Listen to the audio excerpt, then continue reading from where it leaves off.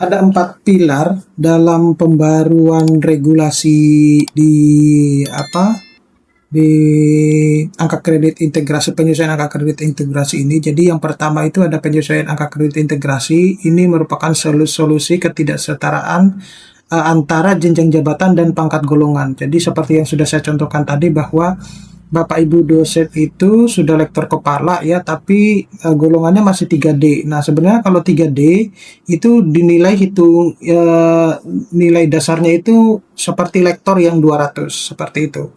Nah, tapi akan saya bahas, jelaskan lebih dalam ya nantinya. Kemudian ada syarat 10 tahun. Jadi seperti kita ketahui Bapak Ibu dosen ya, di dalam Permendikti Saintek nomor 52 tahun 2025 itu salah satu syarat untuk menuju ke guru besar itu, maka Bapak Ibu dosen harus minimal memiliki masa kerja ya, minimal 10 tahun. Nah, itu yang dijadikan sebagai syarat untuk menuju ke guru besar. Kemudian ada jalur khusus bagi dosen yang memasuki usia pensiun ya tahun 2026. Ini juga yang banyak ditanyakan oleh teman-teman dosen, yaitu ada percepatan dan kemudahan syarat di jurnal bagi dosen yang pensiun. Nah, ini saya sebenarnya tidak begitu terlalu memahami kenapa ada kemudahan syarat ke jurnal ya. Ini mungkin yang dimaksud itu adalah yang berkaitan dengan asesor yang akan menilai Bapak Ibu dosen ya.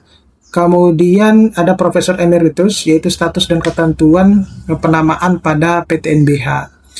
Nah, untuk penyesuaian, mengapa perlu ada penyesuaian di dalam angka kredit integrasi di sini? Jadi kondisi ideal yang normatif itu, misalnya asisten ahli 3B itu nilai dasarnya 150, lektor 3C itu nilai dasarnya 200. Kemudian dulu itu ada yang lektor 3D itu 300, kemudian lektor kepala 4A itu nilai dasarnya 400, dengan profesor dengan 4D nilai dasarnya itu 850.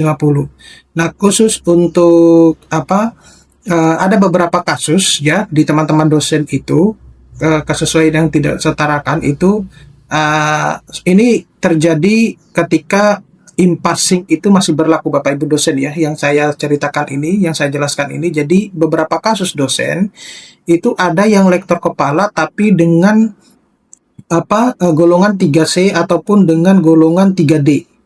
Nah, ini yang menjadi kasus, mungkin Bapak Ibu dosen belum pernah melihat ya kasus-kasus tersebut.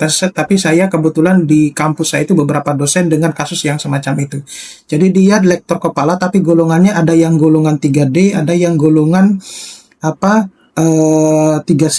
Ada juga beberapa kasus dulu itu profesor itu dengan golongan 4A gitu. Itu zaman dulu sekitar, tapi sampai sekarang itu masih ada ya, karena menurut saya dosennya yang tidak mau mengurus penyetaraan impassing seperti itu.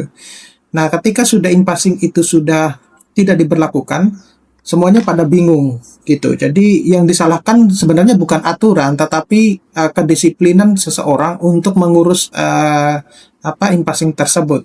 Nah, ini berkaitan dengan apa yang nanti penyesuaian ya, ketika Bapak Ibu dosen itu berada pada golongan yang rendah tapi jabatan akademiknya sudah tinggi, itu nanti yang akan disesuaikan. Jadi kembali lagi kepada nilai dasar gap ya antara 400 dan 200 di sini. Jadi ini yang perlu kita pahami secara bersama-sama ya untuk penyesuaian ini. Nah, jadi perlu diketahui bahwa penyesuaian angka kredit ini berlaku bagi hanya dosen PNS yang sudah memperoleh angka kredit sampai dengan kinerja 31 Desember 2022, tetapi memiliki jabatan akademik dan pangkat golongan yang tidak setara. Jadi khusus untuk dosen-dosen yang non-PNS tidak perlu memperhatikan yang ini ya, pada kasus yang ini ya, karena teman-teman dosen yang non-PNS itu penyesuaiannya ada impassing ya. Nah, tapi sekarang sudah tidak ada impassing dan itu harus sudah disesuaikan dengan Permendikti-Saintek nomor 52 tahun 2025. Nah, untuk nilai dasar ini itu akan kemudian dijadikan dalam integrasi dan penyesuaian angka kredit. Nah, saya contohkan kembali Bapak Ibu dosen ya. Kasus pada ini contoh kasus pada perhitungan nilai angka kredit integrasi ya. Jadi khusus untuk jabatan lektor kepala pangkat 3D dengan nilai dasar yang dipakai itu 200 karena belum 4A ya. Total angka kredit yang diperoleh itu katakanlah 631 ya. Jadi dosen yang bersangkutan itu dia punya angka kredit itu 631. Nah, tetapi golongannya itu masih 3D. Nah, sehingga dihitung sebagai nilai dasarnya itu adalah 200. Jadi perhitungannya itu adalah karena nilai dasarnya masih 200, maka angka kredit yang dinilai adalah 631 dikurangi dengan 200. Jadi dapatnya adalah 431. Nah, namun untuk menjadi kolektor kepala setara dengan 4A, ini nilai dasarnya seharusnya 400 kan, Bapak Ibu dosen ya. Jadi ada kelebihan 31 kum ya. Ya, ada kelebihan 31 kum. Jadi sebenarnya target 4A-nya itu sudah terpenuhi gitu ya, sudah terpenuhi. Nah, ini yang perlu jadi kemudian mekanisme akumulasi ke periode baru 2023 ke 2025. Jadi kalau kita lihat pada tabel ini, jadi ada periode sisa integrasi tahun 2022 ya. Dia kemudian ada status kinerja yang carry over, perhitungan surplus dari perhitungan sebelumnya, dan angka kredit ya yang diperoleh. Jadi kalau untuk tahun 2023 dengan SKP peringkat sangat baik dengan koefisien 150%, maka angka kredit yang didapatkan itu 56,25. Nah, begitupun seterusnya Bapak Ibu dosen. Hingga Januari sampai Maret 2025 dengan 3 bulan kinerja itu proporsionalnya 14,00. Nah, total akumulasinya itu kurang lebih 357,68. Ini akan menuju ke pembina 4A seperti itu. Nah, untuk checklist validasi ya untuk pastikan dokumen Anda yang benar. Jadi apakah angka kredit integrasi itu sudah dikurangi nilai dasar golongan secara saat ini? Jadi contoh dikurangi itu 200 untuk lektor 300. Jadi cara menghitung paling gampangnya itu seperti ini Bapak Ibu dosen. Angka kredit total yang Bapak Ibu dapatkan ya, kemudian dikurangi dari nilai dasar. Nah, nilai dasar itu Bapak Ibu dosen itu berada pada posisi golongan berapa? Misalnya seperti itu. Ya, jadi kalau katakanlah golongannya itu Bapak Ibu dosen sudah mendapatkan lektor kepala ya, katakanlah 400 sekian gitu ya, artinya sudah nilai dasarnya sudah melebihi gitu ya, tetapi golongannya itu masih 3C misalnya seperti itu. Nah, itu dikembalikan ke nilai dasar tersebut, jadi 400 sekian dikurangi 200. Nah, itu yang disebut sebagai angka kumulatifnya. Kemudian apakah surplus angka kredit kelebihan itu sudah tercantum di kolom akumulasi tahun 2022. Nah, sejauh yang banyak ini sebenarnya kan sudah pernah saya sampaikan ya. Sejauh yang berkomentar itu kembali ke nilai 0 ya, seperti itu yang kemudian Bapak Ibu dosen itu merasa dikurangi ya akan merasa dicurangi akan hal tersebut. Kemudian pastikan perhitungan predikat kinerja sesuai dengan SKP tahunan, yaitu baik, kemudian sangat baik, kemudian itu ya, baik dan sangat baik. Ini tentunya Bapak Ibu dosen sudah familiar akan hal tersebut.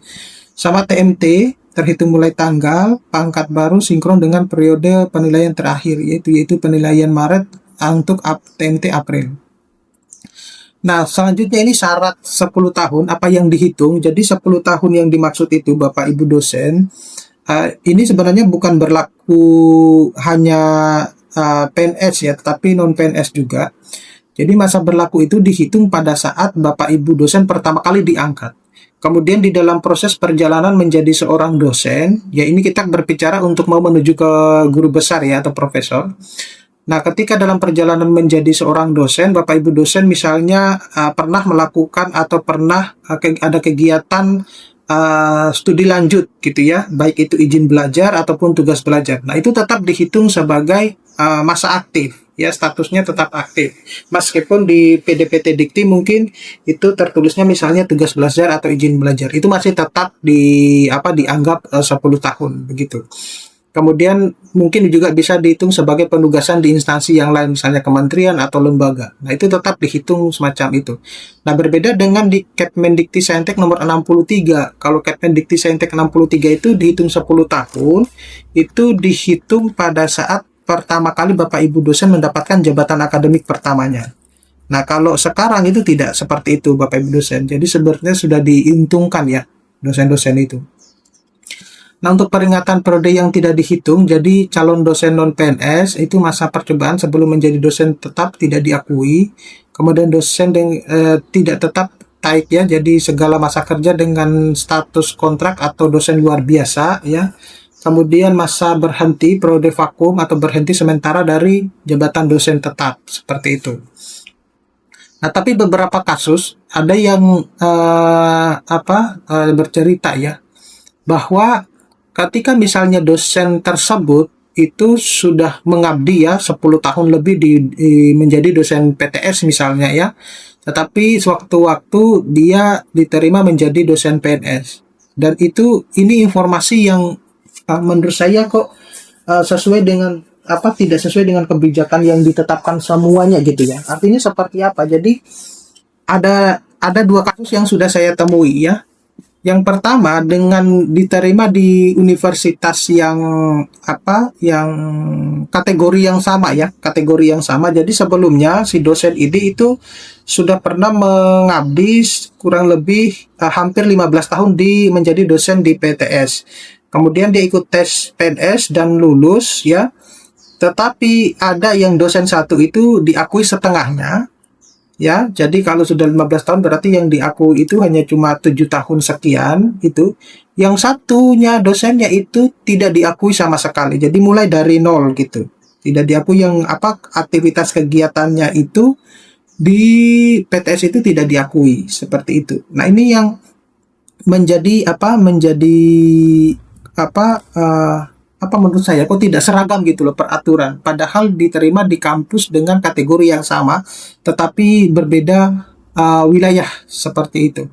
Nah, tetapi mungkin ya ke depannya itu akan disesuaikan ya, karena kan sangat dirugikan ya kalau misalnya kembali ke nol ya, artinya kita sudah mungkin posisinya sudah bisa lektor kepala gitu ya, tetap masa jabatan kemudian kegiatan-kegiatan kita juga sudah dilakukan selama berpuluh-puluh tahun gitu. Kemudian kalau tidak diakui itu kan sangat sangat merugikan. Nah, ini khusus untuk bagi dosen yang memasuki batas usia pensiun ya. Jadi ada dua jendela waktu. Ini peluang bagi teman-teman dosen yang akan menuju ke guru besar tapi akan memasuki batas usia pensiun. Untuk gelombang 1 itu akan dimulai April 2026, kemudian gelombang kedua itu Agustus 2026. Nah, untuk gelombang 1 itu adalah untuk dosen dengan TMT pensiun 1 Juli 2026 hingga 1 Januari 2027. Kemudian untuk yang Agustus itu 1 Desember 2026 sampai 1 Januari 2027 ya, untuk dosen dengan TMT pensiunan. Jadi yang dilihat itu TMT pensiun 1 Desember hingga 1 Januari seperti itu Bapak. Jadi sekitar sekitar hampir 1 bulan lah gitu ya. Nah, ini hanya berlaku untuk periode penilaian di tahun 2026. Nah, keistimewaan syarat karya ilmiah untuk jalur batas usia pensiun ini, jalur reguler itu jurnal internasional bereputasi itu Q3 diperbolehkan, Bapak Ibu dosen, jadi diperlunak ya. Tetapi kalau mereka-mereka yang akan menjadi guru besar dengan masih jauh dari batas usia pensiun ya tetap harus sesuai dengan Q1-nya ya. Kemudian wajib sebagai penulis pertama ataupun koresponden. Jadi tidak bertindak harus sebagai penulis pertama dan penulis koresponden ya. Jadi milih di situ ya. Kemudian untuk yang jalur batas usia pensiun 2026 itu jurnal internasional bereputasi Q3 atau Cinta 1 ya. Kemudian diperbolehkan sebagai anggota. Itu jadi ini yang dipermudah ya. Sangat menguntungkan bagi teman-teman dosen yang akan pensiun. Nah, untuk status Profesor Emeritus, di sini validasi status itu perjanjian yang ditetapkan sebelum Permendikti-Saintek nomor 52 tahun 2026 tetap berlaku hingga kontrak selesai. Ketentuannya itu dari PTNBH itu dapat diangkat sebagai dosen tetap di PTNBH atas persetujuan Senat ya. Artinya dia tetap, kalau yang sebelumnya kan dijelaskan ya di dalam sosialisasi itu dia bisa diangkat di PTS ya, seperti itu. Nah, sekarang sudah di PTNBH juga bisa. Kemudian format penamaan resminya itu wajib menyertakan asal perguruan tinggi. Jadi Profesor Emeritus dari Universitas Indonesia misalnya semacam itu. Nah, langkah strategis Bapak Ibu dosen, jadi jika Anda adalah dosen aktif non BUP ya, batas usia pensiun, jadi cek SK pangkat terakhir versus jabatan fungsionalnya. Pastikan formulir integrasi itu mencatat surplus ya jika ada gap, hitung proyeksi 10 tahun masa kerja efektifnya. Nah, namun jika Bapak Ibu dosen akan memasuki batas usia pensiun di 2026, cek TMT pensiun pada Anda Juli atau Desember ya. Kemudian siapkan artikel jurnal untuk posisi anggota yang diterima dan targetkan penilaian April atau Agustus. Oke. Saya kira cukup sekian Bapak Ibu dosen, mudah-mudahan ini bisa bermanfaat. Nanti kita akan ketemu pada video-video selanjutnya. Saya Iri, Assalamualaikum warahmatullahi wabarakatuh.